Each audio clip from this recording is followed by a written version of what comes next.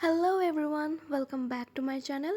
আজকের রেসিপিতে আমি তৈরি করে দেখাবো গন্ধরাজ কাতলার রেসিপি। আর এই রেসিপিটা কিন্তু খুবই ইউনিক একটা রেসিপি। তো বেশি বকবক না করে চলুন ভিডিওটা শুরু থেকে শেষ অবধি দেখে নেওয়া যাক।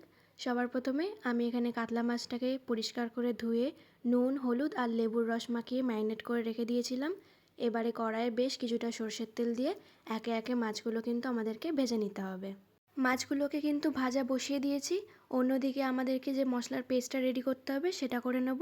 নিয়ে নিয়েছি পেঁয়াজ, রসুন, কাঁচা লঙ্কা আর জিরে। এখানে আমরা আদার ব্যবহার করব না, তাই আজকে আদাটা স্কিপ করা যাক। এখানে আমাদের মাছগুলো সব ভাজা হয়ে গেছে।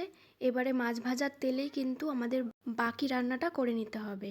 মাছ ভাজার তেলে কিন্তু রান্নাটা করলে এর স্বাদটা কিন্তু ভালো আসে, তাই সেরকম বুঝেই তেলটা ইউজ করার চেষ্টা করবে। এরপর ওই তেলের মধ্যেই গোটা গরম মশলা ফোড়ন দিয়ে আমরা আগে থাকতে যে মশলার পেস্টটা রেডি করেছিলাম সেটা দিয়ে ভালো করে ভেজে নেব। মোটামুটি একটু কাঁচা গন্ধটা বেরিয়ে আসলে আমরা একে একে গুঁড়ো মশলাগুলো অ্যাড করে দেবো। দিয়ে দিয়েছিলাম নুন আর ধনে গুঁড়ো। এখানে হলুদটা স্কিপ করছি। এবারে যেটা মেন ইনগ্রিডিয়েন্ট সেটা হচ্ছে টক দই। এবারে এটাকে খুব ভালো করে ব্লেন্ড করে নিতে হবে। তোমরা চাইলে এর মধ্যে চারমগজ বা কাজু দিতে পারো, বাট আমি এগুলোকে আজকে সব কিছু স্কিপ করে এমন কিছু ট্রাই করতে চাইছি যেখানে কম উপকরণ দিয়ে গন্ধরাজ কাতলার এই রেসিপিটা তোমরাও ট্রাই করে সবার মন জয় করে নিতে পারো। এবারে আমাদের দেখো মশলাটা কিন্তু প্রায় হয়ে এসেছে, ভাজাও হয়ে গেছে। এবারে আমরা দইটাকে দিয়ে দেবো। দইটাকে দেওয়ার পরে মশলাটাকে ছেড়ে দেবো কষানোর জন্য। আর এর মধ্যেই বলে রাখছি, আমার চ্যানেলে যদি নতুন থেকে থাকো তাহলে চ্যানেলটিকে সাবস্ক্রাইব করে পাশে থাকবেন। আর বেল আইকনটাকেও অবশ্যই ক্লিক করবেন, এতে করে আমার নতুন ভিডিওগুলো সরাসরি তোমাদের কাছে পৌঁছে যাবে। এরপর যখন মশলাটা আমাদের পুরোপুরি কষানো কমপ্লিট হয়ে যাবে তখন এর মধ্যে আমরা পরিমাণ মতন জল অ্যাড করে দেবো। এটা যেহেতু খুব একটা পাতলা ঝোল হবে না, একটু গ্রেভি গ্রেভি হবে, তাই জন্য সেই রকম বুঝেই কিন্তু পরিমাণ মতন জল অ্যাড করতে হবে।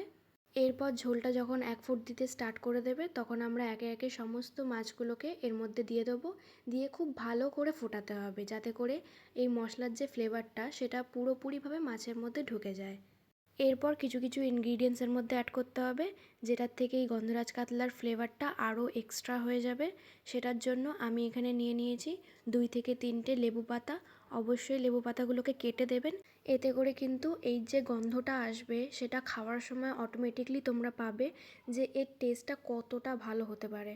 এরপর হালকা ফুটে আসলে আমি এর মধ্যে অ্যাড করে দেবো লাস্ট ইনগ্রিডিয়েন্টস গরম মশলা।